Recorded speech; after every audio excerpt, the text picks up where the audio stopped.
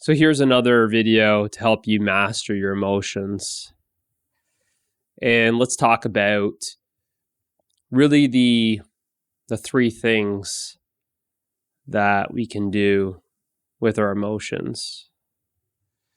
And those are, one is express our emotions, which means feeling the emotion fully. So when we feel the emotion fully, we can express the emotion fully, which then the emotion is released. It's expressed, right? It's let go. It's expressed. X meaning let, like the emotion is going out, you can say. It's an expression of the emotion because we feel it fully. That's number one. Number two is we can suppress the emotion, where we're actually conscious of the emotion kind of arising and then kind of pushing it down. So that's another form, is we can suppress the emotion. And the suppression is tricky to catch. Although we're conscious of it, it's usually paired up with something else, which we can call avoidance or escaping. We tend to suppress and run. We suppress this and we kind of do a swap. I don't want this, so then I want something else. I don't want that uncomfortable feeling, but let me go and watch something funny on Netflix. I don't want this, so let me go and have a drink. I don't want this, but let me go and smoke. I don't want this, and let me go. You get the point. So it's tricky to catch, but we are conscious. There's something that if someone kind of were to watch and call us out on it, you kind of get triggered and you kind of know, like, how did they know that? How can they tell, right? You know it. You know it. You know that you're making effort to not feeling. You know when it's coming up, but you're not handling it. You're not feeling it, right? It's kind of comes with a fear of feeling our emotions. As humans, we are really afraid to feel our feelings, which is the irony, because it's the only way to actually release the emotion is to feel it, right? Is to feel the emotion fully. That's when the emotion is being expressed, right? So the last one is very tricky to catch because it's unconscious, where we usually need someone else to really shine the light into our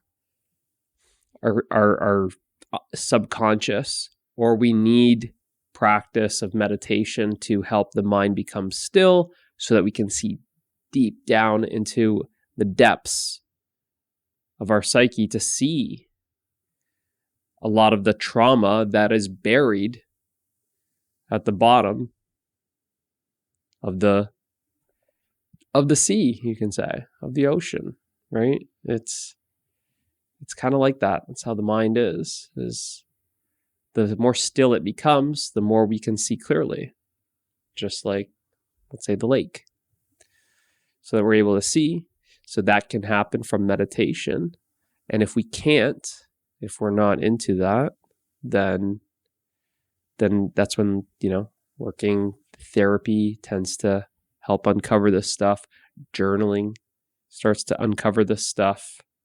Some introspection.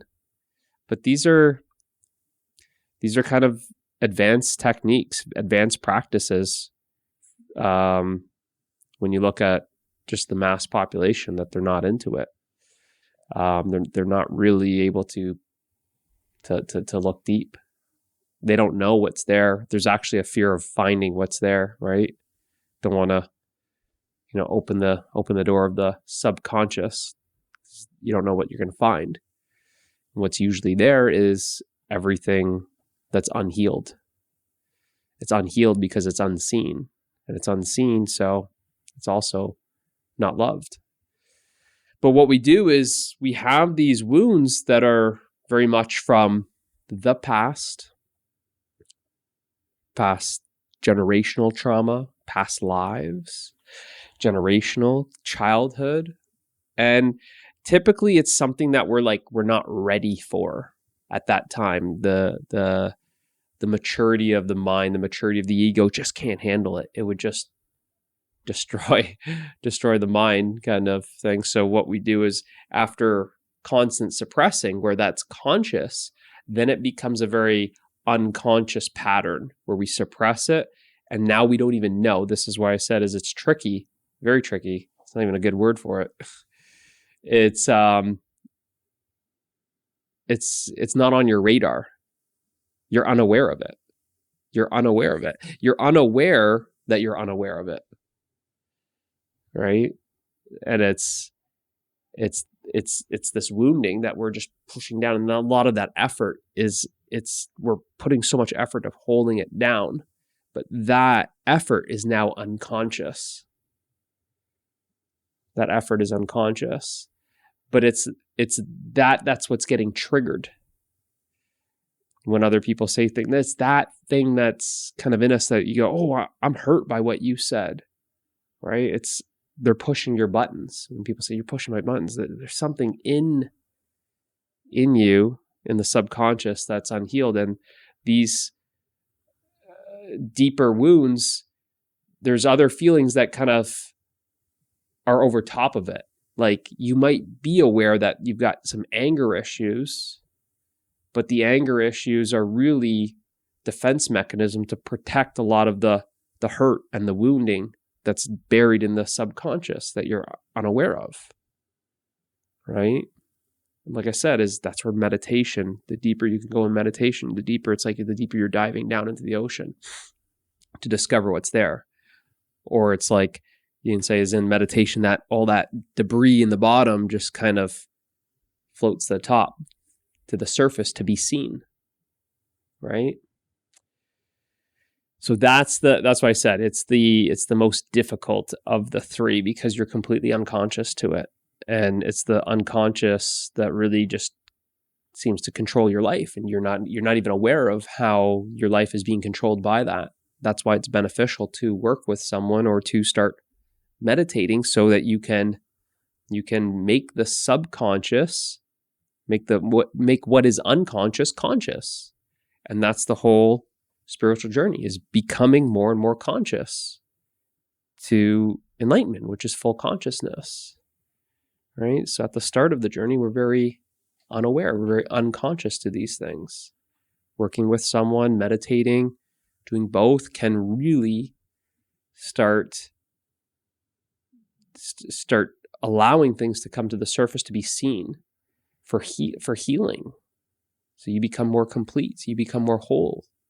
You're seeing more parts of yourself, you're accepting more parts of yourself, you're loving more parts of yourself. Therefore, you're healing yourself. Right? So we express it, we can suppress it, which is consciously pushing it down, or we can repress it, where it's unconsciously held down and we don't even know that we're holding it down. So just knowing those kind of three ways that we handle our feelings can help you start to really inquire what's going on within you and start looking for that suppression, or start looking at what am I not feeling fully? What am I afraid of feeling fully? Why do I keep on pushing it down and running?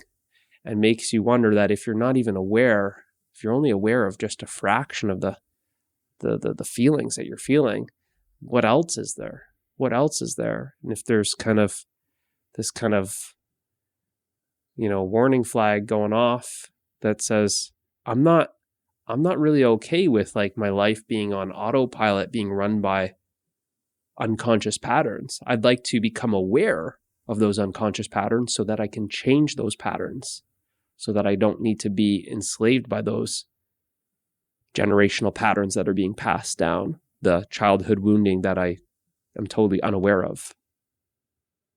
Right? So that's what it's about. It's an empowerment, where you become empowered by actually having the the responsibility, the ability to respond to the emotions. And that's where becoming more aware of how we even handle our emotions in the first place is kind of the jumping off point. So hopefully this helps. I'll see you in the next one.